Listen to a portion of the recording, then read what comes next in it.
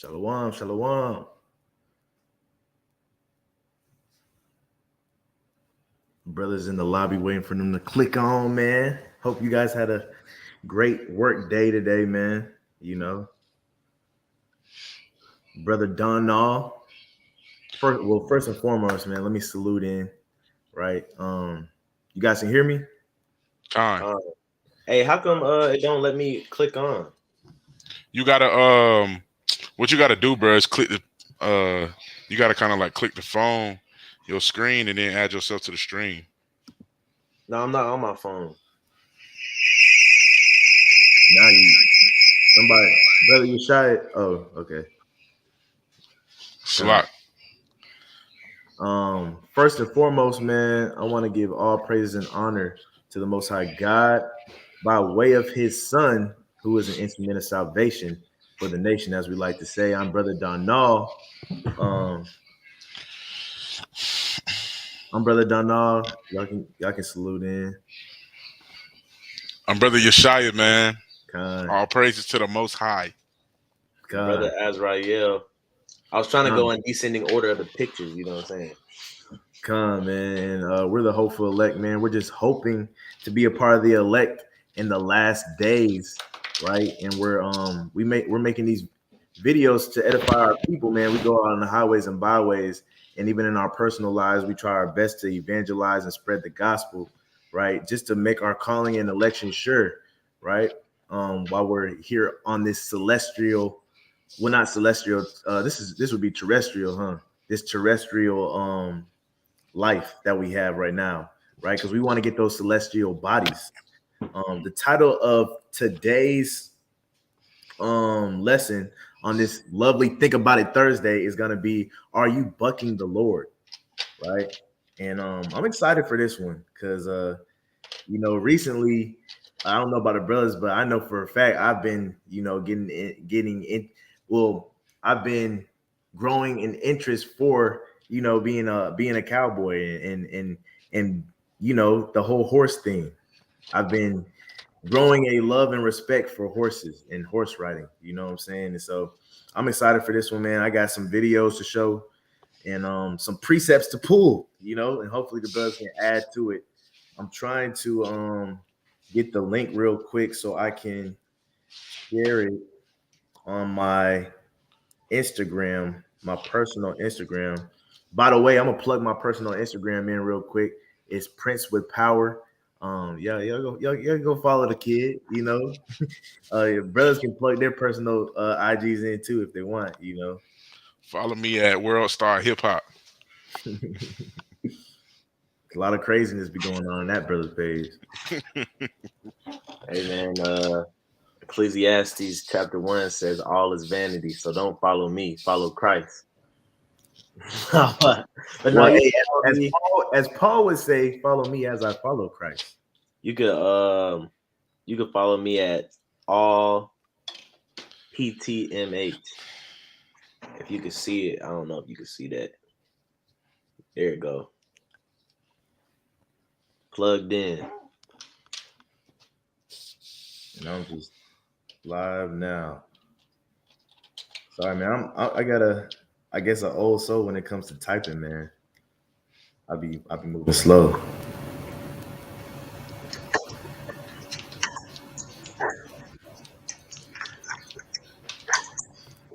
Hey, y'all make sure y'all support my business too, Con. Con, what's your business? Watch my nerves. Con, man, the brother is trying to be a mighty barber up in this thing. You know what I'm saying?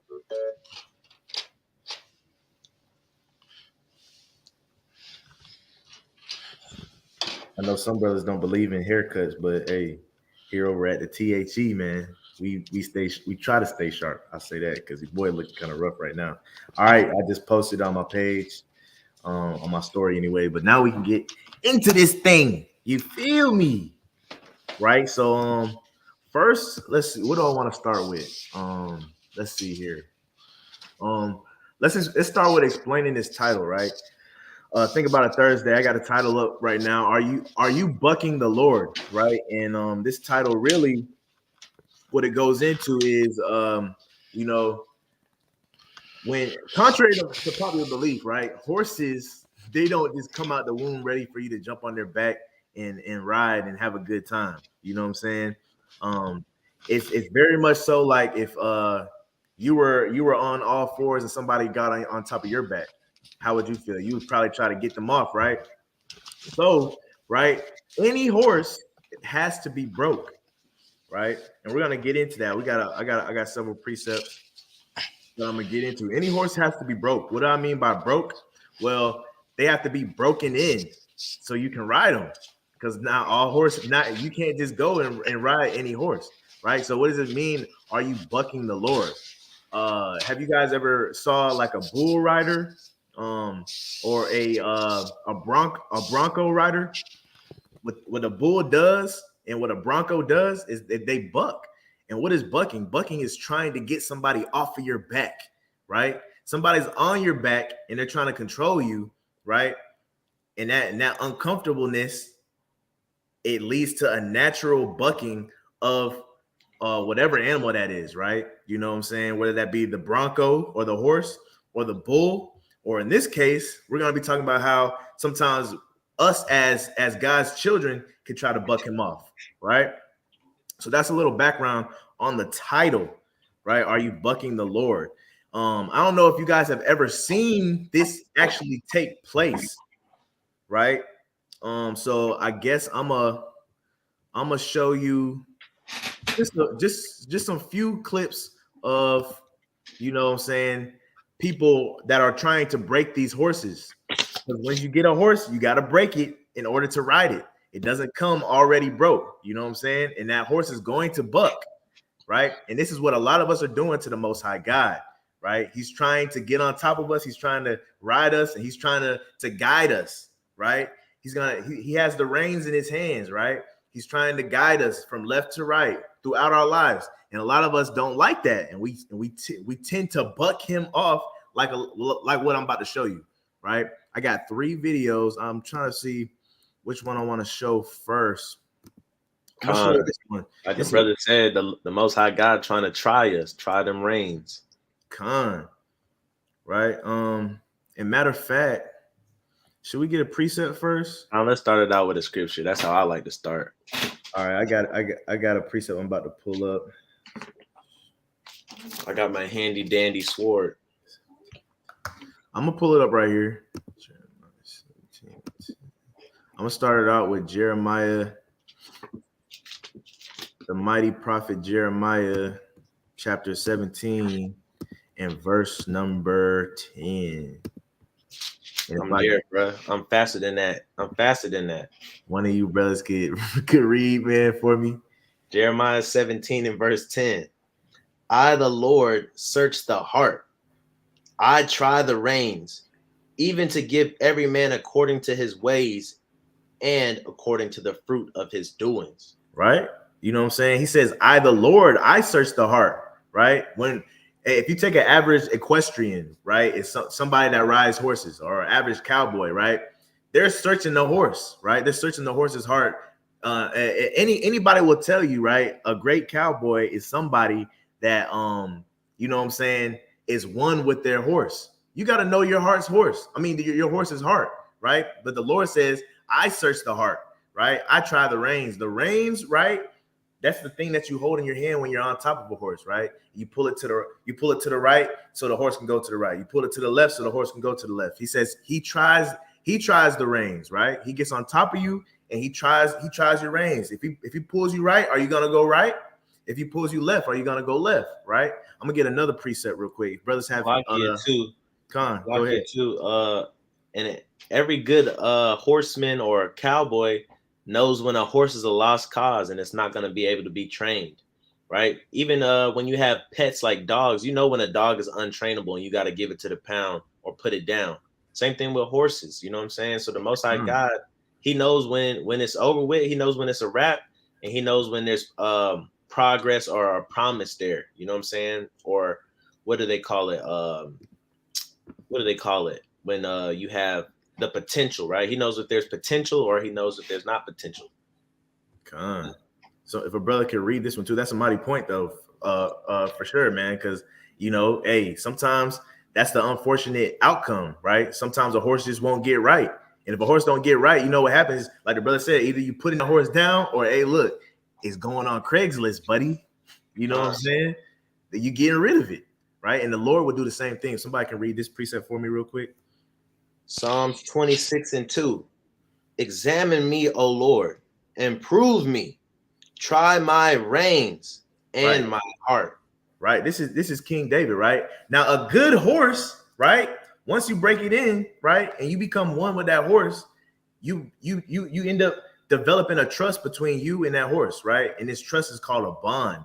What King David had for the Most High is called a bond, right? The Bible tells us that that David had a heart after the Most High God, right? He was one with God. That's why he's saying, examine me, right? You know what I'm saying? Prove me. Try. Hey, pick up my reins. If you want me to go right, best believe I'm going right. If you want me to go left, best believe I'm going left. If you pull back, I'm backing up, right? Any brothers got anything to say after that one? Man, it's something to think about on this Think About Thursday. So I'm gonna get into a couple of these videos right now, right? Now keep in mind what we just talked about, right? One, when you get on these horses, man, they're gonna buck because they're not used to it, right? It's just like when you come into, I gotta get that. I don't gotta get that. I'm not gonna pull it up, but so somebody can bring up Sirach. What's that? You know what I want? 2-1? Is that 2-1? Yeah. Right. This is the book of Ecclesiasticus or Sirach, chapter 2 and verse 1. It says, "My son, right, if thou come to serve the Lord, prepare thy soul for temptation." Right, man. It's just like these horses, man. When these horses come to the ranch, they got to prepare their soul for temptation, man. Because what's about to happen? They're about to be going through different stages that are uncomfortable for them. You know what I'm saying? They're gonna go through the part of somebody getting on their back when they've never had anybody ride on their back before, right? Verse 2, right, says, "Set thy heart aright and constantly endure. Make not haste in time of trouble." Right. What do these horses do a lot of time when they buck? They make haste in the time of trouble. They go crazy. We about to see it. Right. You know, and I also read that part because, you know, when you break a good horse and you make a horse good, you know, they don't make haste in time of trouble. You'll see them riding through war zones. You'll see them riding through all different type of madness. You know, they have the possibility of the horse dying themselves, but they don't make haste after they've been broken. You know why? Because they trust whoever is steering them to be steering them in the right path. They'll never make haste, right? You know, when you're breaking a horse, man, you getting desensitized to a lot of things, right?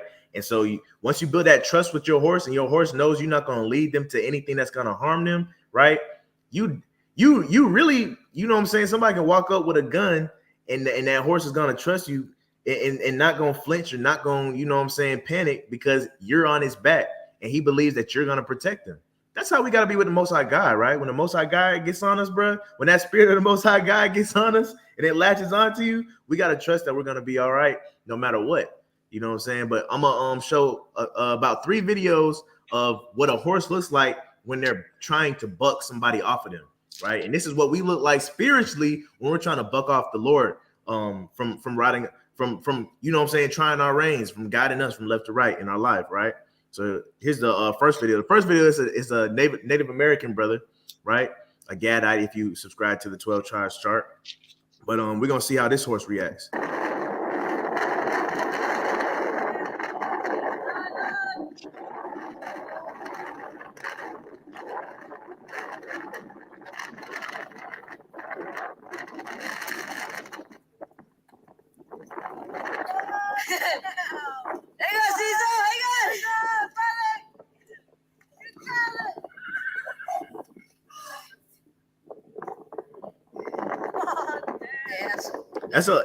That's a little bit of what a horse looks like when it's bucking, man. And if you just look how chaotic it looked, man, if he could just calm down and just let the person just guide him, right? He wouldn't look crazy. But a lot of us, what do? We look crazy like this horse, right? Going every which way, trying to get the Most High God off our back, right? It says that the spirit of wisdom will walk with us in crooked ways, right? And you know, when it walks with us through crooked ways, it's not the one that's leaving us. We're the one that's bucking the spirit off of us, right? We choose to go the opposite way, right? And then till one day the spirit just falls off, right? You know what I'm saying? You got something, Yeshaya? We do not reserve rights to anything that is being shown in this video. And no copyright intended. So do not flag this page for copyright infringement. What does Elder Ricard say? Hey, fair use. It's another video real quick, man. It's a short. I might mute this one because it's funny, man, but he used some choice words at the end, man. So I'm gonna mute it.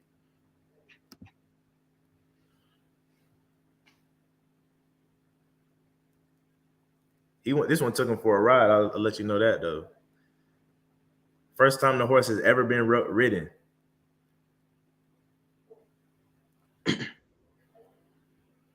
See, he going crazy, man.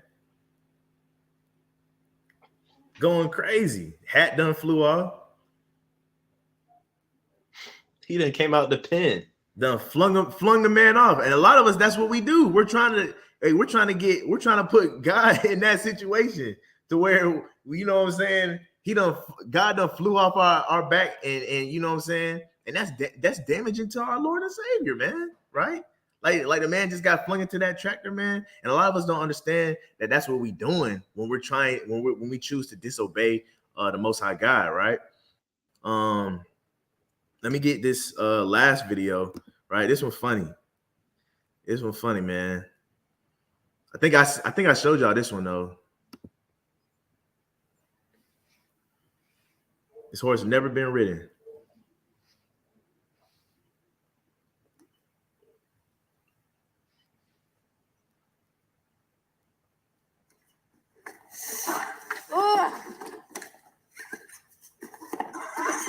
This is not what I wanted. Straight through the fence. Straight through the fence, man. And that's what we doing to the Most High God, man. You know what I'm saying?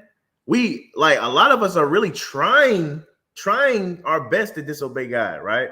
It's wild how people will be so set in their minds, right? Just talking from like the colloquial common day Christian mindset that you know what I'm saying, we can do no wrong and sin won't keep us from getting the kingdom of heaven, right? Till we pick the opposite of everything that God says, just in spite, just being proud, right? I was watching the brothers live today, and he said, "Hey, man, if you read the 10 Commandments and you think something's wrong with the 10 Commandments, something's wrong with you. There is no way you can read the 10 Commandments and say that something's wrong with the 10 Commandments. How can you disagree with anything that the 10 Commandments is saying, especially if you say you're a Christian, or especially if you say you believe in this Bible, right? That's us deliberately disobeying the Most High God. That's us deliberately trying to buck off the Lord, right? You know what I'm saying? He's trying to try our reins. Obey your parents. We don't got to keep the law. Cuss out my parents, right? You bucking them off, right? He says, hey, don't eat no pork. We don't got to keep the law. I'm going to eat some pork. You bucking off the Lord, right? He says, don't get no tattoos. Well, I'm going to get this tattoo right here on right here, because the law is done away with. You bucking off the Lord, right? Because he's our master, right? In Matthew, it tells us that don't call no man master, because he's our master. If he's our master, right, whatever he say, go. If he wants us to go to the right, we got to go to the right. If he wants us to go to the left, we got to go to the left, right? I'm gonna get one more precept, and then I'm gonna show these two videos real quick. Let's go to James, the infamous James chapter, I think it's 3 and 3. Easy to remember, James 3 and 3 for every cowboy. This is the book of James, chapter 3 and verse number 3. Behold, we put bits in the horses' mouths that they may obey us, and we turn about their whole body. And we turn around their whole body, right? what is James trying to explain to us right here? He's trying to tell us, hey, that's how the Most High God sees us. The Most High God sees us as horses, right? All throughout the scriptures, we see the Most High God seeing us as horses. And I'm going to show you all throughout the scriptures, right? That's one thing that he corresponds us to. He says, behold, we put bits in the horse's mouth. If you guys don't know what a bit is, I'm about to show you what a bit is. Well, a bit is, it's a metal piece, or it could be a rubber piece that goes inside the horse's mouth that gives you more leverage, that gives you more control over the horse to turn him and do various things, right? So it says, behold, we put bits in the horse's mouth that they move, that they may obey us, and we turn about their whole body, right? Same way that God should be able to do the same thing to us, right? He put that spiritual bit in our mouth, right? And we should be able to obey him, right? And he should be able to turn about our whole body, right? When we come into this truth, you know what I'm saying? It is a 360 turn. We don't do the things we do anymore. We don't say the things we say anymore. We don't eat the things we used to eat anymore, right? And all that's because we have a new master on top of us, right? A new cowboy, a new sheriff in town, and that's the Most High God, right? I'm gonna go to these two videos real quick, right? I'm gonna show you the proper way how to do it. Well, you know what I'm saying?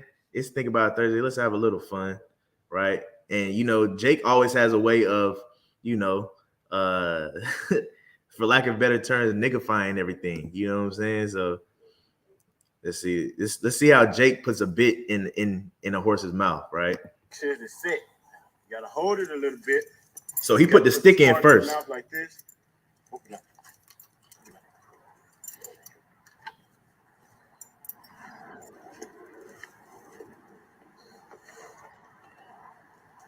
Then you just slide the stick out. Oh, how I got it. Bro. See like that? And you ready to ride. You ready to ride. Whoa. God damn it. He's finna go. You gotta put the stick in his mouth. So Jake, you know what I'm saying? Jake always gotta niggify. Hey, fair use. Hey, look, but Jake always gotta, niggify some things, man. As one of my coworkers like to say, there's more than one way to skin a cat, right? That's the first time I ever seen somebody put a stick in the mouth first to slide the bit in. Hey, right? Go ahead. That somebody getting on that horse look like somebody we know, man. Yeah, it do. You know what I'm saying? It look like two jokers to me. Oh my God. Yeah, it look like gotta look in the mirror. Hey, but hey, look, man. I like this video too, because he's finding different ways to put this bit in this horse's mouth, right? Anybody that that deals with horses will let you know that it's not an easy thing at first to put a bit in somebody's mouth, right? So when James makes this reference, right, it's like putting a bit in the horse's mouth when God's trying to control us. Already from that standpoint alone, trying to put a foreign object in an animal's mouth, right, is already uncomfortable, right? You know what I'm saying? So you gotta understand, hey, there's levels to this, as brothers like to say, right? It's not easy putting that bit in a horse's mouth.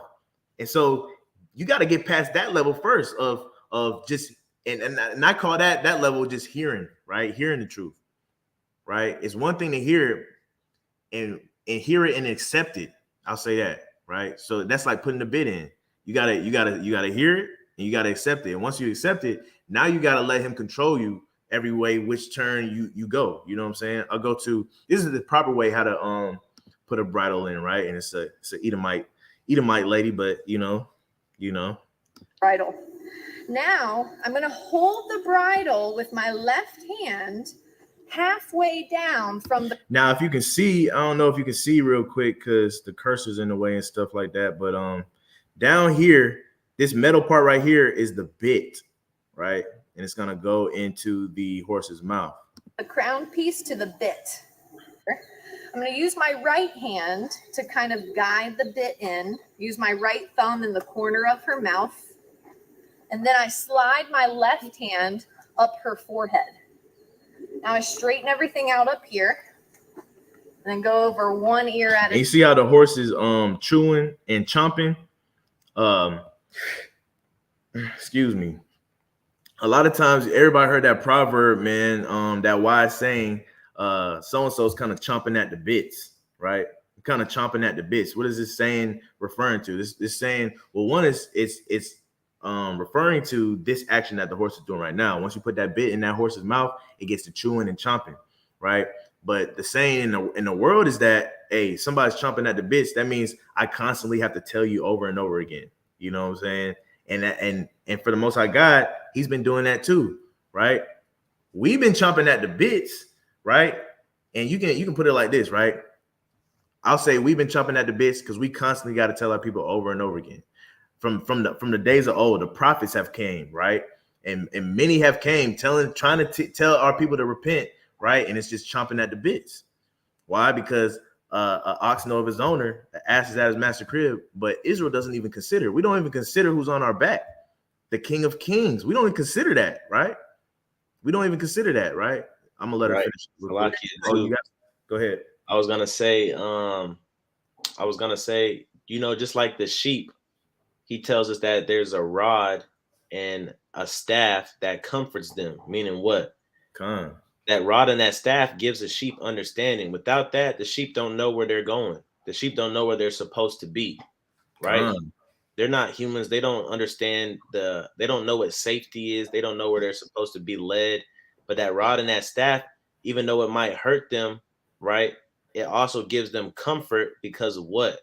Because it gives them understanding. So I believe in Job, paraphrasing, it says, who's man that man should know understanding? Man doesn't have understanding, but through the knowledge of what? The scriptures, through the knowledge of the law, statutes, and commandments. So our understanding in Deuteronomy 4:6, right, says what?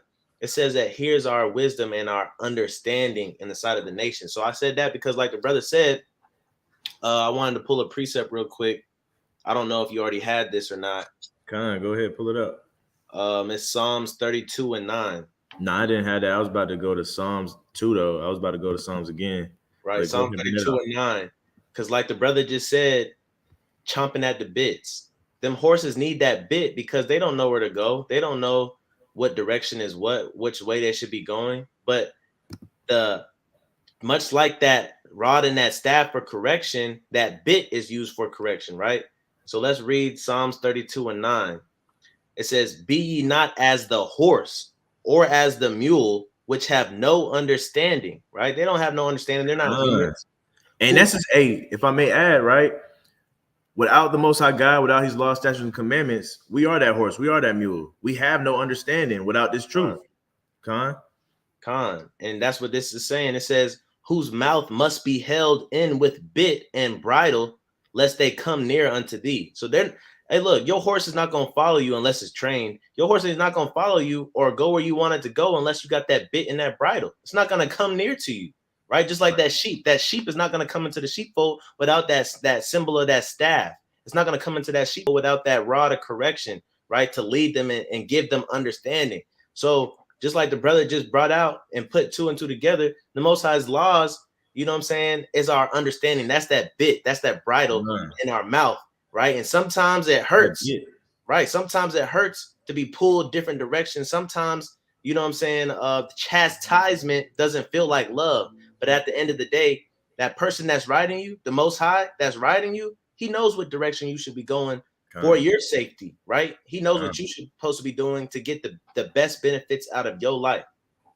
Sometimes we want to go left, but the spirit that's on us wants us to go right, and we got to be able to obey that spirit, right? It's a beautiful precept, right? Because it parallels the bit and the bridle being what? The knowledge and understanding, right? Also, the law, statutes, and commandments, right? Also, too, it says, "Be not like that horse or that mule, which have no understanding." So these horses and these mules, they need a bit and a bridle. But once you actually get a trained horse, they don't really need a bit and a bridle. You can ride with just a halter. Right. And that's what the New Testament calls not being under the law anymore, because you already got the spirit. You already have understanding. So you don't need that bridle and that bit, but you still know what to do. You still know commands. You still listen out to who's ever riding you, right? And so don't be like that dumb mule, that dumb horse. That's perfect, man, because we see that the bridle and the bit, right? They're physical tools, right? They're legit the schoolmaster when you're dumb. You have no spirit in you at all, right? And once you get into the New Testament, right, and you're not under the law no more, does that mean you don't do the law? No, what it means is, right, you got that law within you now. You don't need that bridle, you don't need that bit no more, because I can listen for the spirit, right? I have discernment now, right? Now when my master says, I know to go. When he says ho, I know to stop. I don't need him to tug on me no more, right? Can we pull that up real quick? Galatians 3:24.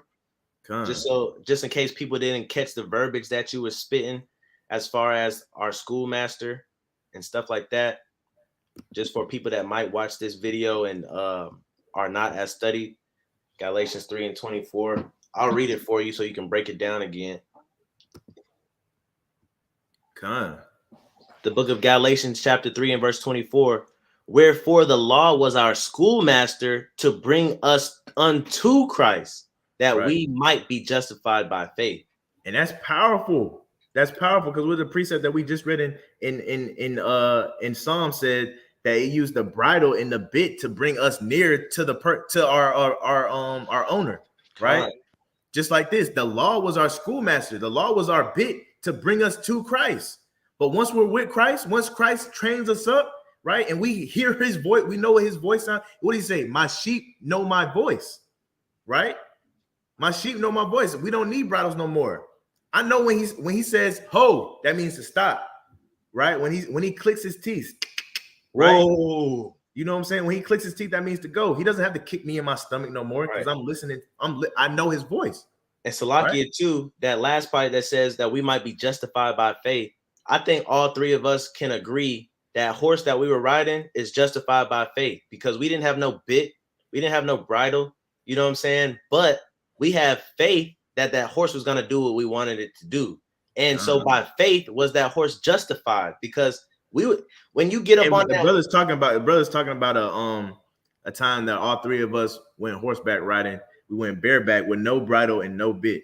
Right. And so if you haven't been horseback riding, it's kind of a majestic feeling, because it's a big beast under you that you got to have faith is going to do what you want. You know what I'm saying? And to do that without a bridle or a bit, you know what I'm saying? It takes a lot of faith. I'm going to try to see. Hold up real quick. I think I got a video. Show you guys what we was doing. Let me see. All right. That's Brother Yeshaya. I'm going to get another one. Right, this is Brother Denal. You see,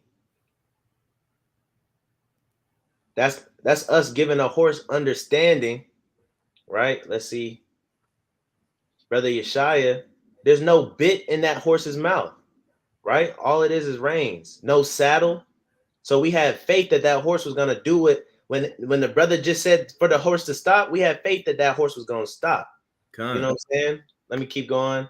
Now, you got your brother right here, Brother Denal. He's doing the same thing, making it turn around without a bit in its mouth, because that's faith. So the Most High God wants to try our reins, and by faith will we justified, because when he told Abraham to move, Abraham didn't buck against the Lord. Abraham moved. And I think the proper parallel would be that horse had faith in us, right? That horse had faith in us, right? Because that horse didn't know us from a can of paint, right? Right. That horse just trusts that we knew what we was doing. Right. Just like Peter and Andrew, when they was fishermen, they didn't know Christ from a can of paint. It was a random man. Random man came up to him and said, "Hey, follow me." So we got to be like Peter and Andrew. We got to be like that horse and say, by faith, I feel it in my spirit. It bears witness that I'm a child of God. Guess what? I'm going to follow the Most High God and his son. Hey, if I may add too, the last video that the brother took away so quick. Hey, look, the brother was trying to get on the horse without using the steps, bro. Hey, look. Hey, look. Them beasts are definitely bigger than what you think, but sometimes we got to consider this walk too as us trying to, be able to get on the horse. You know what I'm saying? The Most High won't have no problem getting to us. It's us who has a problem with the Most High getting on. You know what I'm saying? But like the brother was trying to get on the horse. Hey, sometimes we try to do things without, you know what I'm saying, taking those necessary steps first. You know what I'm saying? Like the brother was just like, hey, I'm a roll. I'm finna just jump right on and get in this thing. No, Which I did the day before. I did do it the day before. Now you did. I did. You was standing right there. You did. He You did. climbed up.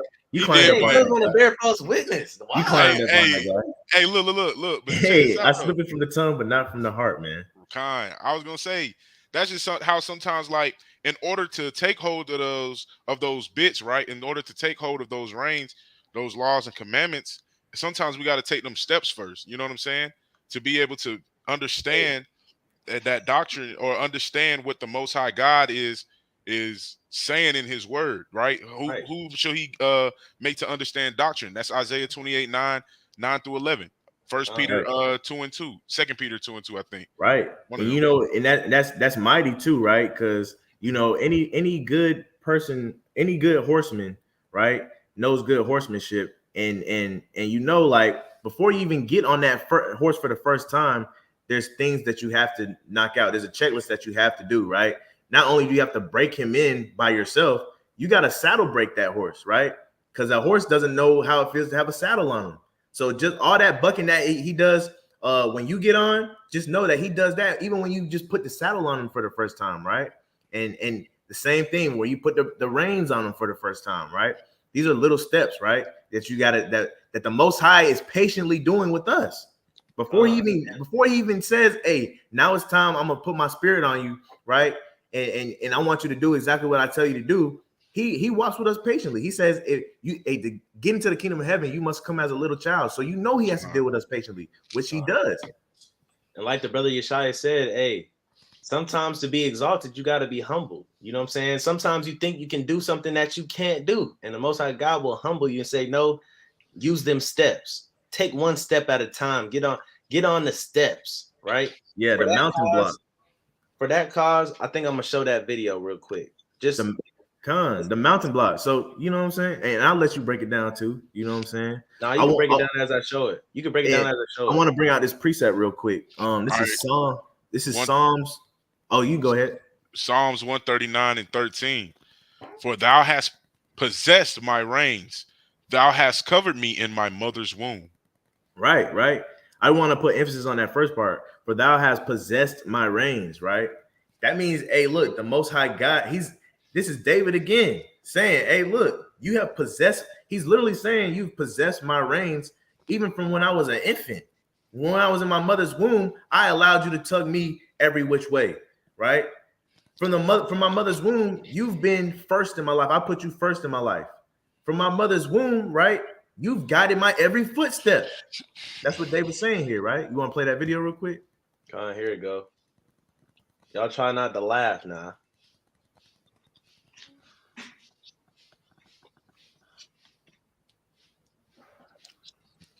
And this is the brother Azrael trying to get on the horse bareback, right? You know what I'm saying? And he tried multiple times. And the brother had to get out a mountain block, which you see right there in the video, right? Them little stairs right there. And sometimes, like the brother was saying, hey, sometimes you got to be humble, right? And know, hey, look, there's levels to this. You know what I'm saying? Sometimes the Most High God will humble you, right? And the brother thought he was big boy. You know what I'm saying? He could get up on, he was cowboy enough to get up on that nag without the mountain block. And sometimes, you know what I'm saying, before you become a cowboy, you got to drink some milk, right? Because when we come into these things, we're all babes when it's all said and done, right? And if you want to say anything about you trying to get up on that guy, you can too. No, you know what I'm saying? It's nothing wrong with trying, you feel me? But at the end of the day, you got to know your limits. You got to know what the Most High God's called you to do. You know what I'm saying? Sometimes the Most High God hasn't called you to do a certain task, you know, and you got to be humble. And you have to humbly be taken low so that you can literally be exalted. Once I realized, you know, I don't want to hurt this horse. I can't really get up there as easy. I'm not a cowboy yet. You know what I'm saying? I haven't been doing this all my life. And once I used those stairs, yeah, I had to be humbled and use those stairs, but I was still exalted at the end of the day, sitting high, right? Riding high. You know what I'm saying? So that just goes with correction as well. He loves who he corrected, right? What is that? Job what? I know it's in Job, but I my go-to is in Proverbs. Proverbs 3:12, I think. It's in both, but man. If one of you brothers could read this, man, because I said, man, like I said before, I'm gonna show you how the Most High God compares us to these horses throughout the Bible, right? So if somebody can read that for me. Ecclesiasticus 30:8, or Sirach 30:8. And horse not broken becometh headstrong. It says a horse not broken becoming headstrong. If you can't break, one thing they say, I watched the video and he said every cowboy needs to know this. When breaking a horse, if you fall off, it's important that you get right back on, right? Because if you don't, that horse, every time you don't get back on, every time you show yourself afraid of that horse, that horse becomes headstrong, right? Like if you go to a rodeo, they have horses that they consider broncos, right? And what these horses are, they're headstrong horses, right? You know, it's gonna take somebody with a lot of rubber bones to break one of these horses because they've been headstrong for so long, right? It's almost impossible to break them. They're always gonna buck, and they're gonna buck hard, right? And it says a horse not broken becometh headstrong. So if you can't break that horse, he's always gonna be stubborn, right? Bring it up. I was gonna say, what's another synonym for headstrong? Hard-headed, stiff-necked. But I was gonna say hard-headed. You know, so this is a good precept that goes along with what? Spare the rod, spoil the child.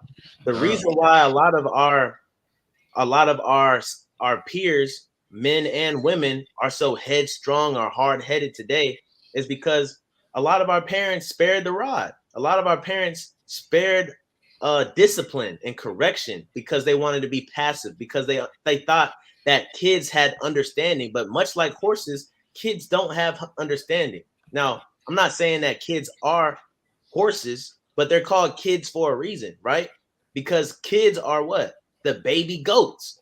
So if you look at a baby goat, baby goats are everywhere. You got to get that rod and that staff and comfort them, if you know what I mean. If you got ears to hear. And what I'm trying to say is a lot of, right? It says a child left to himself will be willful or wildful, right? Meaning what? I can touch on that too, right? A child left to himself will be willful, just like the horses, right? A horse left to himself will be willful. It'll roam around, it'll graze, it'll do what it wants to do, right? Just like a child, he'll do what he wants to do. She'll do what she wants to do. And the moment you try to put some correction on that child, the moment you try to tell that child what to do, you know what I'm saying? Here comes the temper tantrum. And where do we see the temper tantrum in a horse? In the bucking stage, right?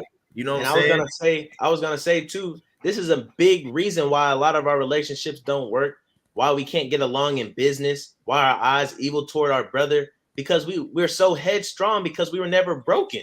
We never got understanding. We never knew how to reason with people. We never knew how to be polite. We never knew how to listen to somebody else, and we're not always right all the time. You know what I'm saying? So right. It's all about being humble, man. You know what I'm saying? So a horse not broken becometh headstrong. A child left to himself will be willful, right? And this doesn't necessarily even have to be like a child, an infant child. This child can very much be us in this truth, because we're children of the Most High God, right? If we're left to ourselves, we become willful. And what do I mean by that, right? Say you come into this truth, and it's happening a lot right now in Israel, right? Say we come into this truth, right? And we're children to the Most High God. If we're left to ourselves, we'll become willful. What does this mean? Well, if we get complacent, right? If we say, man, I've been in this truth for a long time, man, I got all the knowledge, man. Yeah, I know about that. Yeah, I know about this, right? And you stop reading as much as you used to, right? You stop spreading the gospel. You stop making videos. You know what I'm saying? And you get to a level where, you know what I'm saying, you're not even engulfed in this truth no more. My mom hit me up the other day. She said, what's that precept? What's that precept? And it's a beautiful precept. It says what? Always be occupied in prophecy, right? And it's in the word, right? In the testimonies. Always be occupied in these things, because if you don't, that's when the enemy can come in. It says the enemy, paraphrasing, comes when you least expect it, right? Crouches like the enemy's like a lion waiting to devour you, right? If you're not sober and vigilant, right? You taking time off of this truth, The moment somebody comes with a bugged out doctrine, the moment somebody comes with a weird doctrine, right? Now you're taking heed to it. Now you're saying the law is done away with, right? I had something too. Become you said that was Proverbs 3 and what? 3 and 12, I believe, but you could probably start at 3 and 11 too. I'll just stop at Proverbs 3 and 12. Can you pull up Proverbs 26 and 3 for me real quick? So the brother's gonna pull up Proverbs 26 and 3. I'm gonna read Proverbs 3 and 12 real quick. It says, "For whom the Lord loveth, he corrected, even as a father the son in whom he delighted." Right. Mm-hmm. So getting correction from the father is not a bad thing. Getting punished is not a bad thing. You know what I'm saying? You said 26 and 12? Right. 26 and 3. So like 26 and 3. Right. So just because we're talking about horses today, got this right here. It says, "A whip for the horse, a bridle for the ass, and a rod for the fool's back." So sometimes we act foolish, and sometimes we act like Nabal, which is a fool. You know what I'm saying? And we don't know what's best for us, and so we need a whip. We need a rod of correction. We need a bridle to lead us in the right way. Right. Sometimes when you're riding on, if I may. You good? Sometimes when you're riding a horse, man, you got all three of these things going on, right? You see the cowboy, and he got the reins, man, and he got a whip in his hand, and the bridle is in the horse's mouth. The bridle and the bit's in the horse's mouth, and he's riding. He's trying to get the horse to go, and he kind of got to smack the horse on the hind. You know what I'm saying? All these things are things to train up a horse, right? Especially a stubborn horse, right? Go ahead. That was it. Mighty precept. I didn't have that one either, but it's going to show you how you know what I'm saying, relevant it is for this correspondence from us being compared to horses, right? And if you think about it, horses are one of the most they have to be one of the most controllable animals, just period. You know what I'm saying? We have dogs, we have cats and whatnot, but horses, they have to be able to obey commands. They have to, right? And it's crazy because the Most High God has put them on the earth to be able to do that, right? Just like he put us on the earth to be able to obey him. I'm sorry. Go ahead, Yeshaya. No, you good, brother. My bad. I was going to say, it's just like, bro, and sometimes you got to think about it like this. It's definitely easy. It's easy to submit to the Lord. You just got to be willing to submit to the Lord, right? We make it harder when we try to fight. You know what I'm saying? And it's going to be a hard fight because, we're fighting spirits in high places. But just think about it like this. Think about if, like the brother said at the beginning of the video, if you was a horse, bro, or you just a normal person and you got something on you, because think about it like this. We not horses, but think about it as if we got an itch on our back, right? And we trying to reach it, bro. We move in all these different ways and get in all these positions to scratch that itch that we have, bro. And it's not the easiest thing to do when it's just like you trying to, I would say, let something have their way with you. When you're trying to cure that itch, you're going to do anything you can. And just like when it comes to the Lord being on us, hey, the flesh wants you to, you know what I'm saying, do all these different movements to get the Lord off, because guess what? It wants to be comfortable. And I was saying all that to say, in a sense, that's something that when you think about it, bro, it's easy, but it's not going to be that easy in a sense. It's not easy to teach children the first time why they shouldn't do something. They might bump their head a few times, right? But at the end of the day, you keep on teaching them to do X, Y, and Z. You know what I'm saying? And eventually they'll learn, okay, I shouldn't do this, right? Man. It's and that's another horseman trick, right? It's called pressure release. When you're training a horse, you give him a little bit of pressure. Now that pressure could be light pressure, but you build upon the pressure. You start out light, and if they don't get it, you get a little bit harder, right? If they don't get it, then you get a little bit more harder, right? For example, for a horse to get him to go, right? I'll say one might start out and all they're doing is pointing, right? They're pointing. If the horse doesn't go, now I'm clucking my teeth, right? If the horse still doesn't go, now I gotta hit him, right? If I got a whip, or if I got my hand, or if I'm on top of him, I gotta kick him in the belly, right? It's all about pressure release. The same thing if you have children, right? You tell them one time, right? You might tell them twice. right? The third time, you know, you might get a little stern with them. You might put them in timeout. But if they do it another time, you can't spoil the rod, right? Because these things teach correction, and that correction is the law that we're under until you get of age to where you're not underneath the law no more, because you know right from wrong, right? And that's what the Bible is teaching all throughout the Bible, right? The law, not that the law is done away with, is that you should get to a point where the law is in you, where you already know right from wrong, right?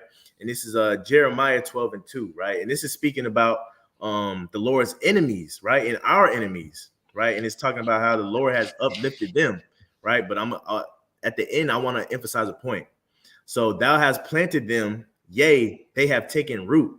They grow, yea, they bring forth fruit, right? Meaning, like when we see our enemies, they rejoice. See our enemies, and they seem like they're getting blessings, right? Thou art near in their mouth and far from their reigns. What is this talking about, right? This is talking about your everyday Christian. What is this? Thou art near in their mouth and far from their reigns. What does this mean? What this means is, hey, look, they might speak of you and they might think everything that's coming to them is of you, right? But you're far from their reigns, Lord. You know what I'm saying? What can we compare this to? What precept can we compare this to, right? They honor me with their lips, but with their heart, they're far from me, right? They're near to their mouth, right? But far from their reign. Lord, you're far from their reigns, right? They can say, hey, before I accept this award, I couldn't do this without God, right? They might say, you know what I'm saying, Jesus is the reason for the season, right? All of these things, right? But what does it mean that the Lord is far from their reigns? They're doing all this, but hey, Lord, I can tell by looking at their fruits that you don't have control of them. You know what I'm saying? I can tell that they don't want you to have control of them, because I can see it. They're disobedient fruit. You're far from their reigns, right? You got something, Azrael? I see you looking. Nah, I'm gonna hold it. Con, man.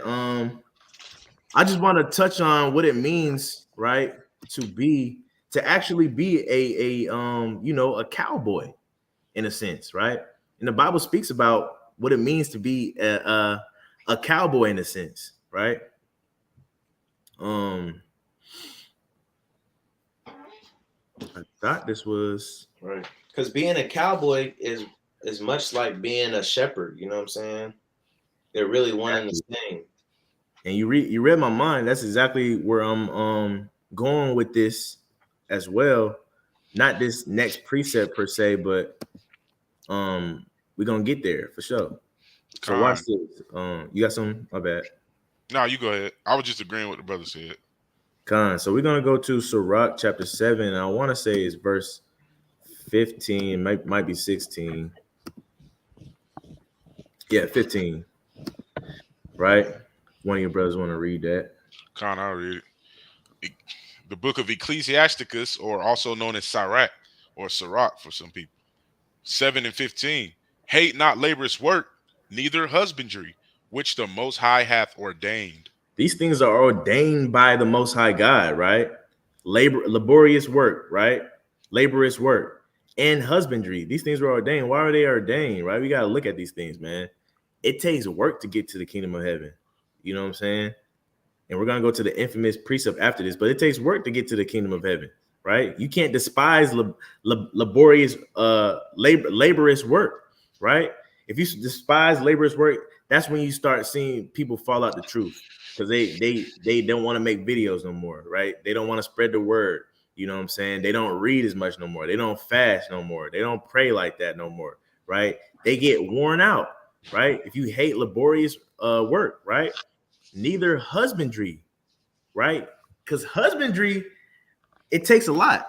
Not only does it take work, but it takes patience, right? These two things is building up the fruits of the spirit in you when you take on laborious work. And we know that every spiritual aspect has a physical manifestation, right?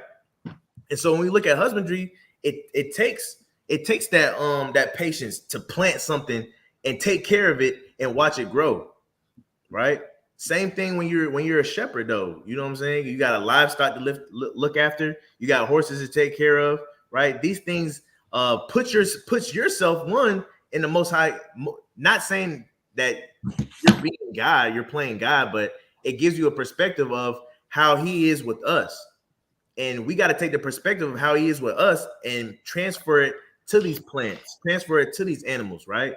Because when we really grasp that, we realize, hey, look, we're really caring for these dumb animals, right? They can't do nothing for themselves, you know what I'm saying? And we got charged over them, right? In the same way, the Most High God is doing that for us. And that's why He has ordained these things to teach us, right? That relationship that we're supposed to have with Him and that relationship that He's supposed to have with us. You have something, Azrael? Yeah, I was just gonna say, this is a deep precept, and I remember when I was studying this the first time I saw it, I was like, man, this is deep, because like the brother said, you're not supposed to hate laborious work. You feel me? Or laborious work. At first, I'm gonna be honest and give a testimony. I didn't know what the word husbandry meant. You know what I'm saying? If you go to Google real quick, and could you type in husbandry? Because back probably like a year ago, I was searching for jobs, and it was this job at this chicken plant, right? And it was taking care of the livestock or the chicken. And the lady on the interview was like, yeah, I asked, I looked up how to ask questions to employers. And I said, who are you guys looking for to employ? Like, what do you guys expect out of me? And she said, well, as I asked in the interview if you had any husbandry experience, and you told me no, because I didn't know what husbandry was. But she said, we're looking for somebody that has a history of husbandry or has experience with husbandry. Now, if I would have knew what husbandry was, I could have definitely finessed my way in there. But I didn't know what husbandry was. So that's what taught me what husbandry was, because I went and looked it up. And this is what it said. It says the care, the cultivation and breeding of crops and animals, management and conservation of resources, right? So I've definitely managed, you know what I'm saying, I'd say, and conserved resources before. I've also, everybody's had school projects where we've grown little tiny plants or something, you know what I'm saying? And everybody's had pets in their life, whether it be fish or lizards or dogs or cats. So I could have told you, yeah, I had husbandry experience. But if you go back to the precept real quick, so now that we know what husbandry is, because a lot of brothers don't know that this work is husbandry. That's why it was ordained, right? This work is husbandry, because we call ourselves what? The lost sheep of Israel, right? So everything that we do is for the what? It's for the management of our nation. It's for the conservation. We're trying to conserve this righteous seed. Right. It's for the care. It's for the cultivation. We're trying to get our culture back, and it's for the breeding going forward, right? Go ahead. If I may add on that, if I can elaborate on that word conservation, right? When you're trying to conserve something, that means you're trying to save it, right? You're trying to push it forward, right? You're trying to not let it go extinct, right? We go to that precept where it's literally talking about husbandry, right? And it's giving you advice to sow into your own soil, right? Talking about to you know, for lack of better terms, to take ye wives of your own people, right? Trusting in your own stock, right? Because this is a good stock that we're from, right? Descendants of Abraham, Isaac, and Jacob, right? The Israelites, according to the Bible, right? God's chosen people, right? Them law, statutes, and commandments, Salakia, them law, statutes, and commandments, they tell us more than just how to, you know what I'm saying, worship the Most High God, but they tell us how to live, how to eat, how to reproduce, how to treat our neighbors. You know, it tells us how to be on this earth. And that's why it's so ordained. And one thing I'll say also about this definition is that when you look at this definition, man, it gets deep, because it talks about the care, the cultivation, the breeding of crops and animals, the management and conservation of resources. Ultimately, who does all this? The Most High God. The Most High God cares for us. The Most High God cultivates us, right? The Most High God, He breeds us. Deuteronomy 7:6, right? The Most High God, He manages us, and He also conserves us. He said He was going to save a remnant in the house of His servant David. That's conservation. And I was going to say, you know, that first definition sounds a lot like the fruits of the Spirit, man, when it said care, cultivation, and that's gentleness, that's love, that's kindness, that's all of that. You know what I'm saying? Cultivation, patience. right? Breeding. You know what I'm saying? Bring it out, Yeshaya. Can y'all hear me? Khan. Oh, Khan. I keep thinking I have myself muted, but I got a precept. This is the book of Second Edges, chapter 9, and I'm gonna go to verse number 17. And it says, "And he answered me, saying, like as the field is, so is also the seed.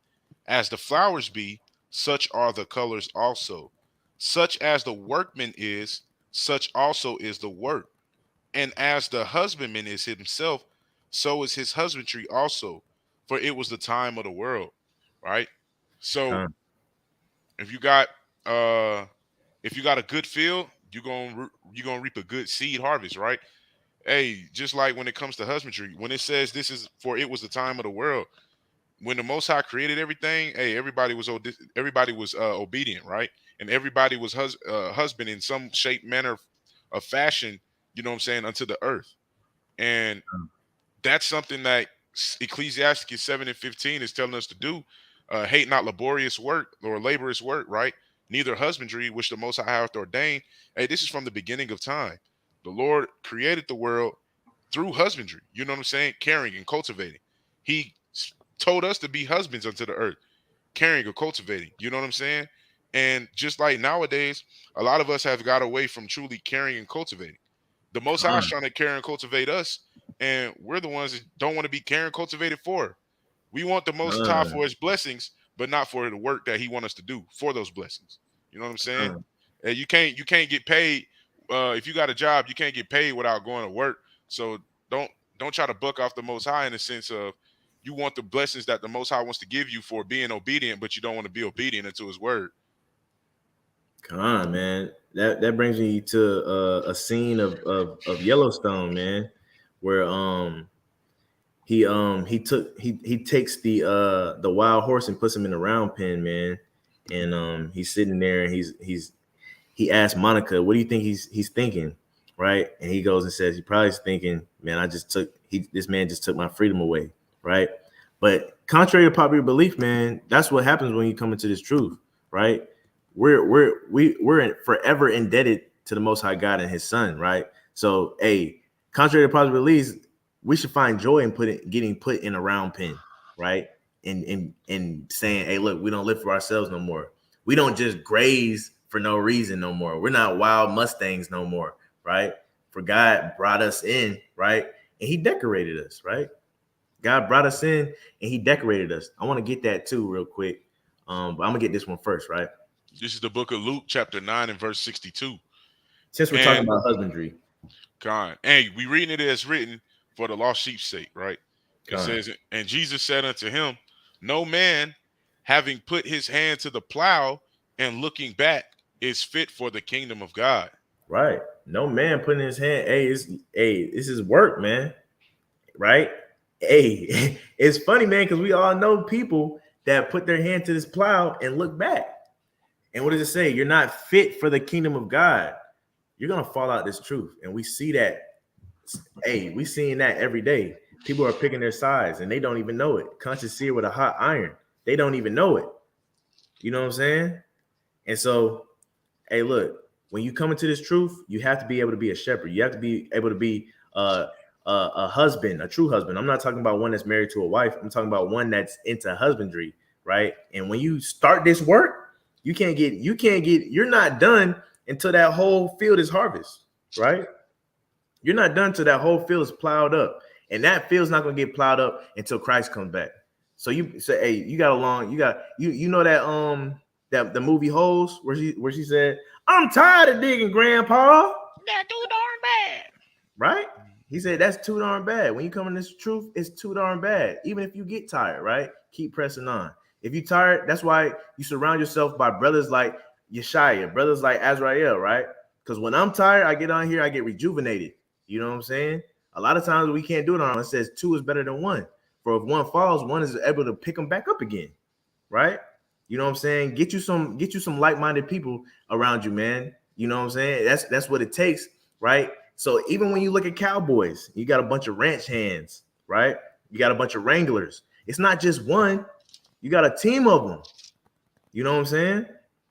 So think about that, right? But like I was saying before that, I want to point this out, right?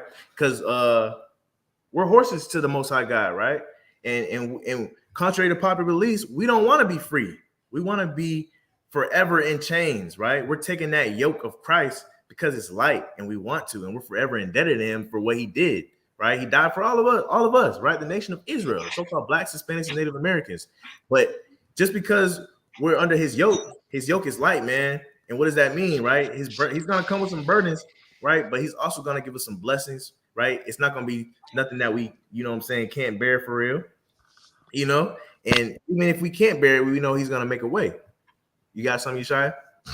Khan, hey, I want to bring out a precept to go with this, Luke 9:62. Now, I'm going to just make a similar to a comparison. It's the book of 1 Corinthians 7:27. It says, art thou bound to a wife? Art thou bound unto a wife? Seek not to be loose. Art thou loose from a wife? Seek not a wife, right? So when it comes to understanding this, right, I'm going to focus on art thou bound unto a wife? Seek not to be loose. When we get married to the Most High, hey, we shouldn't be looking back as if, dang, man, I low-key want to be divorced so I can go back and do what I want to do, right? It makes no sense on coming into the knowledge of the truth, knowing your history, just to turn away from it to say that, oh, well, I can't do it. Oh, you know, I don't want to do it no more. You know what I'm saying? Hey, if you're married, and we should all be married into the Most High God, if you're married in this truth, hey, you shouldn't be looking to be single. Just like when you come into the truth, you shouldn't want to be looking to get a divorce from the Most High, right? Hey, when you that horse that finally gets took out the stable to be broken in, you know what I'm saying? Hey, you got to take honor in that, because at the end of the day, every horse doesn't get that opportunity, right? The world is made for many, but the world to come for few. So if you're that few that gets chosen to be broken in, take pleasure in that. Don't seek to be divorced. Because at the end of the day, there's still gonna be many that are still out there being wild. You're gonna have many wild Mustangs out there, man.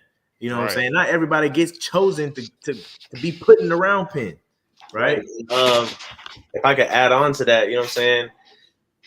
Just for life lessons in general, like the brother was saying, you got brothers that are coming to the truth, be excited, and then all of a sudden, you know, I can't get down with that Hebrew Israelite culture, man. I can't get down with the fringes no more. Not because of something God did, not because of something God said, but how they feel about what other people are doing. Then you got other people that get married, and you got women still lusting after other men. Oh, he's so mighty. I love the way he bring it out. And or a man, he just got married and he wished that he was single. Man, should I have married her? Did I do that too soon? You know what I'm saying? Feet. Get cold feet. And I'm not saying that none of us are humans, but I'm saying, hey, look, like the brother just pointed out, you have to feel lucky that you have been chosen to be put in the position that you're in. You know what I'm saying? And you have to take responsibility, because, hey, to whom much is given, much is required. Right, man. You know, when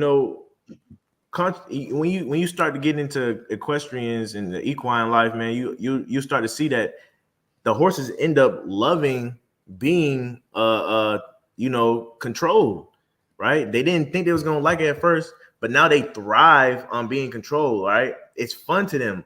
Y'all boys seen it. Every time we go to Fort Valley, y'all know, every time we go to the ranch, right? And we're trying to work a horse, right? And we go out there with a bridle. That's that one horse that always runs straight up to us, ready to work, ready to get in that round pen. I'm led to believe at first he didn't want nothing to do with it, but now he understands how enjoyable it is, right? You know what I'm saying? And he comes up to you, right?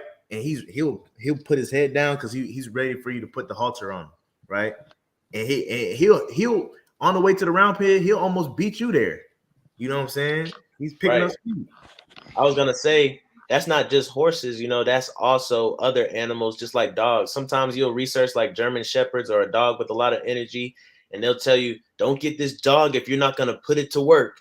This dog loves to work, right? And they love commands. They love having their mind stimulated by giving commands and being in control. So that's why the Most High God said, thy rod and thy staff, they comfort me. Because even though they give pain, even though they give correction, it gives a sense of safety. It gives a sense of knowing what to do, a sense of understanding. Hey, and to add on to that, speaking about that horse, that was only my second time at the ranch. You know what I'm saying? And the first time we went to the ranch, we fed them. You know what I'm saying? Hey, look, we was giving them food to make them comfortable. You know, to actually feed them and take care of them because, of course, they need it. But to let the horses know that, hey, look, we here to take care of y'all. And the Not only second did time not only did we feed them, Yeshaya, but we brushed them, right? We detangled their mane. Hey, that same horse, the brother detangled its mane. You know what I'm saying? And the next time we went out there to put the horse to work, guess what? That horse came up like, oh, okay, it's go time. And the last time we went to the ranch, the horse came right back up to us again and said, okay, it's go time, you know? Right. So, hey, so we got to be that horse that wants to work. Like the brother's saying, man, the first thing that it talks about in husbandry, the care, right? Right. Like the brother Yeshaya was spraying the horse down with fly spray, man. Letting you know, hey, look, I know you got these flies that trying to attack you. I know you got these demons that's trying to attack you. Let me help you out, right? That's true care. Hey, look, a lot of them horses don't like to be sprayed though. You know, they don't know what's going on, but after a while, you know, once we keep going to the ranch, spraying them down, taking care of them, letting them get familiar with us, they'll be comfortable with it. But in a sense, sometimes we got to understand that we got to open up to the Most High a lot sooner than what these horses do to us. You know, because hey, if you tarry too long, it'll be too late. But go ahead, it'll be too late. And then you know what? Hey, we know what's next. Craigslist. You getting sold for $100 or less, or free, right? And I was gonna end it on this one, man, because we're headed in a direction where we're realizing that the Most High is comparing us to horses, and that contrary to popular belief, we gotta like being controlled by him, right? We gotta let him take hold, possess our reins, right, and guide us through life, right? And we gotta let him do that without bucking, right? And when we do that, what's gonna happen to us as his so-called horses, right? What's going to happen to us? This is Songs of Solomon 1 and 10, right? Somebody read that. Matter of fact, I think I'm going to read the verse before, right? So, Song of Solomon, chapter 1, verse number 9. I have compared thee, O my love, to a company of horses. What does that say? Read that again. I have compared thee, O my love, to a company of horses. To a company of horses, right? Keep reading. In Pharaoh's chariots. And Pharaoh's chariots, right? What is this talking about? I'm gonna go to the next verse. It says, I have compared thee, O my love, to a company of horses. All throughout the scriptures, we see that, right? And he's saying this is a beautiful thing, right? Next verse. Can you read that for me? Verse number 10. Thy cheeks are comely with rows of jewels, thy neck with chains of gold. So after we come into this truth, after he has broken us, and it's crazy, right? Not only is the fact that he has to break us to ride us, but we know when we come in this truth, he has to spiritually break our spirits a little bit, right? When you come to serve him, hey, get ready for these temptations. That's why when we come in this truth, many people lose their loved ones, right? Cast away from their friends, lose their jobs. This, we're getting broken because we're learning to trust him. We're letting things go, right? And we're learning to trust him, right? We're not doing our own will no more. We're learning to rely on him, right? To tell us to go left and right, right? And when we do that, what's going to happen? It says, thy cheeks are comely with rows of jewels, and thy necks with chains of gold. He's gonna take care of what's his once we obey him, right? Trust gonna put a horse in your chariot for a horse. You know what I'm saying? That horse is probably never gonna leave the stable. You put in the horses that you trust in your, you know what I'm saying? You put in the horses that you trust in your chariot lineup. And I brought this out just to show us once we do what we're taught, then we get the promises that come with everything that the Most High God has written of, right? Those streets paved with gold, right? In my father's house, he has many mansions. If it wasn't so, I wouldn't have told you, right? Things that a man can't even fathom, right? The promises that are coming to us, right? The salvation for our nation, written about in Isaiah chapter 14, right? Luke chapter 1, right? These things, the promises come when we let him guide us, when we let him try our reins, right? When we let him put that bit in our mouth, the law, statutes, and commandments. that the brother brought up, brother Azrael, right? Thy cheeks are comely with rows of jewels, thy necks with chains of gold. What is this talking about? No, it's not talking about grills, right? A lot of our brothers and sisters go here, right? And they want to say it's talking about grills, like the grills that you put in your mouth, right? It's not what it's talking about. Let's read the verse before that. And it's a little bit of Wisdom Wednesday on this Thursday, right? I've compared these to a company of horses and Pharaoh's chariots. So it's talking about horses right now. Thy cheeks are comely with rows of jewels, thy necks with chains of gold. This is talking about on a horse, not a person. So it's not talking about grills. What's it talking about? It's talking about decking you out with jewels, right? Just like when we see those horses in Pharaoh's in anybody's chariots, right? Let's see real quick. You could pull up that picture that you showed us that one time of the woman with them rows of jewels on her cheeks on the outside. I'm gonna try to pull up one of a horse first. But true facts. That's what it would compare to. Look at this. Right? I'll just go to this one right here. You know what I'm saying? This is pretty solid. You probably could have typed an Egyptian horse. I probably could have, but as we see, man, look, chains of gold, right? And we see jewels lined up on the cheek. Jewels lined up on the cheek. It's not talking about grills, right? It's talking about the horses and the chariots, man. Look at some of these horses, man, how they be decked out. Let's see if I can find some. Kind. Side note to our brothers and sisters, grills are not unlawful, so don't. I'm not saying that they're unlawful. Yeah. I'm just saying, hey, you can't go to that precept to substantiate grills in the Bible. Yeah, no, I agree with you. I was just saying that because you know how sometimes people get down. You want to wear some jewels? Hey, you want to wear jewels in your mouth? Go ahead. You feel me? But I'm trying to get them 24 karat diamonds in my mouth. You know what I'm saying? I'm just trying to get some veneers. Try typing in Egyptian horse.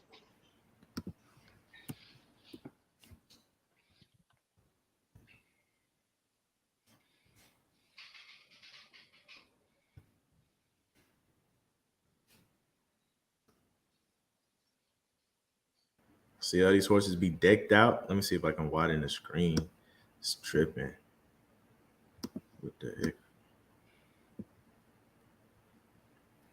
See how these horses be decked out right here? Look at this. See this?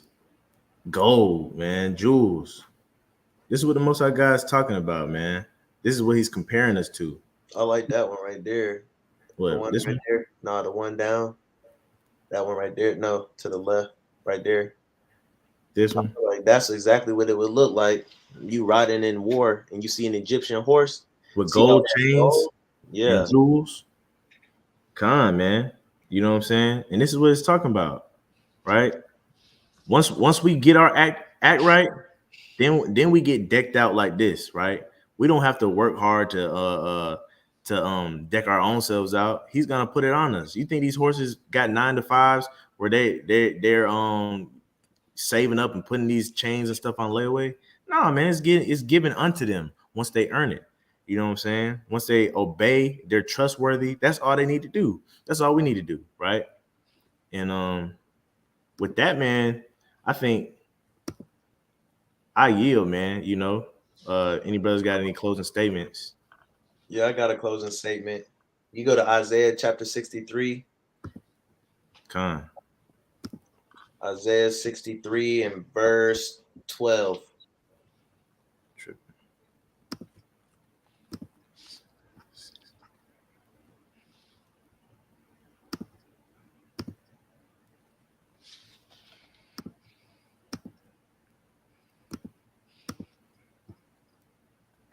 Right, so this is talking about, and this is why I kept trying to compare horses to sheep and a shepherd to a horseman, right?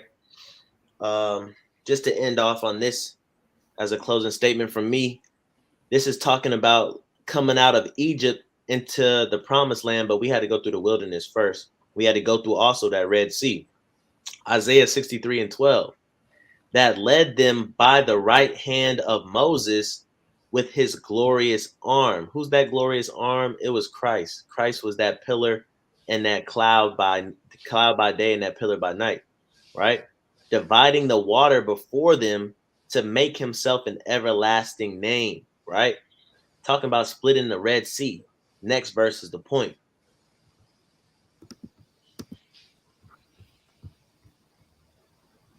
It said that led them through the deep, talking about the Red Sea. A lot of times we see that word deep is talking about waters or an ocean or a body of water. That led them through the deep as in horse in the wilderness, that they should not stumble, right? So the Most High God led us, just like how a horseman would be on top of a horse in a wilderness, leading him through, right? And the horses don't stumble in that wilderness. It could be a bunch of stuff all over the floor, but a horse ain't going to stumble. You know what I'm saying? But that's how we were led. We were led like horses. You know what I'm saying? So we have to take heed to the Most High God's direction, his path. We might come to a Red Sea or, you know what I'm saying, a large body of water, or we might come to a standstill and we don't know which way to go. But if we have faith and we're justified by faith and who's riding us and who's controlling us, we're always going to be led and we're not going to stumble. So with that, Brother Azrael, I yield. Khan. Hey, if you can, Baba Kashab, please go to Psalms chapter 20 and 7.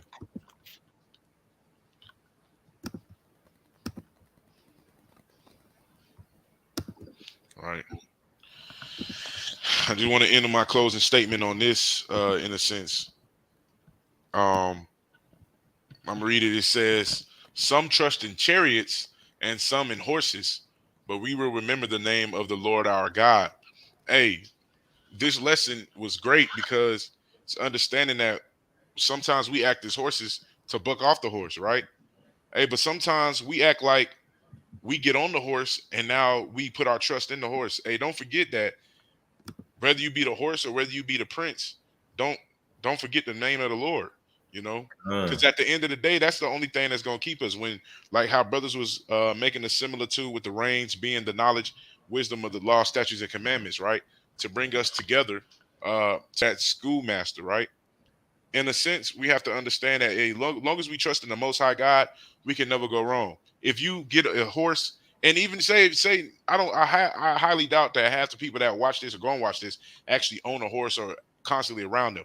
But whatever it is in life that you take care of, in a sense, you got to remember it. Like when you try to get your child to understand you, you know, hey, when they rebel against you, remember that's how we do against the Most High.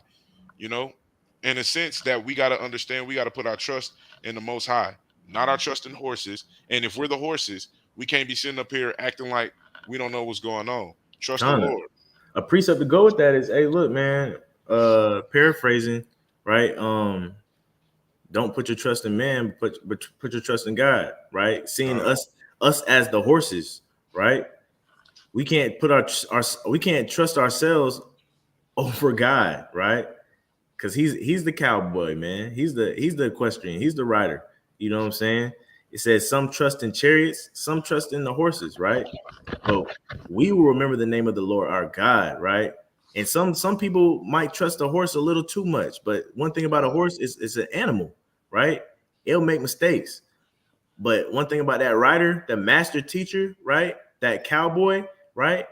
You know what I'm saying? You watch things like Yellowstone, and they got cowboys that show horses, man. They're master horsemen, man. They make it an art, you know what I'm saying, with the horse, right? One thing about that master horseman, right? He's never gonna fail. You know what I'm saying? He's never gonna lead us astray. That horseman will buck up from time to time. It might get scared, right? But that horseman, it'll never fail. Perfect similitude. That was a great way to tie it in a sense. If you that rider, you know what I'm saying? You can't be putting all your trust in the horse. You're gonna have to show the horse what to do. That's how we are with the Lord. The Lord has to show us what to do. The Lord can't sit up here and say, well, I wonder if they're going to obey me today. You know what I'm saying? Hey, the Lord has to control our life, right? But when you're that horse, hey, you got to learn how to trust the Lord. Let the Lord lead you and teach you, right? Either way it goes, you're going to have to trust the Lord. The Lord is on your back and we're the horse. Let the Lord take the reins and pull you from left to right. let him do what he will, right? Because it's his will that's going to be done, not ours at the end of the day. But if you're that rider, don't be sitting up here looking at the horse like, well, you should know how to walk. You know what I'm saying? You got to command that horse to walk. But you can't be putting your trust in the horse. Put your trust in the Lord to teach you how to train that horse. But I yield. Man, just like if you in the wilderness, right? Like the brother brought out, Azrael brought out, you go up to if there's a branch that fell over, right? 9 times out of 10, that horse is gonna be a little startled by that branch. He's not gonna know what to do, right? He's not gonna want to jump over or anything, right? You as the rider, right? Control that horse to go around that branch, or you teach him how to jump over that branch, right? And so we got to do that, like the brother was saying, we got to do that with the Most High God, right? Sometimes we run into bumps in our lives or branches in our lives, right? And we don't know what to do. Sometimes it's time to take a step back, take our hands off, and like we said last video, right? The cliche classic, let go and let God, right? And a lot of times he'll steer us away from trouble or steer us around trouble, right? In a way that that we never even could fathom. You know what I'm saying? We get through obstacles and be like, dang, that wasn't so bad. Dang, I never would have thought to do that. I just know that it had to be the Spirit, right? And so we just got to trust God like that. The brother Obadiah said, brother's going to have to teach me how to ride. Hey, bro. Hey, look, I might be coming up on an opportunity where I can make that possible. You know what I'm saying? And Lord willing, all of us can go out there and have a good time. You know, maybe somebody might fall off, maybe somebody, we're gonna have a good time though in the Lord, right? We're gonna be surrounded by laborious work, laborious work, and husbandry, right? But with that, I'm done all, and I yield. Of all hearts and mind are clear, man, giving all honor and glory to the Most High God by way of his Son, who is an instrument of salvation for the nation, right? We are the hopeful elect, hoping to be the elect in the last days, striving to edify our nation, to make our calling and election sure, right? And with that, man, y'all study hard, Israel, and have a safe last day of work before the Shabbat hits tomorrow. Early Shabbat Shalom. Shalom. Shalom.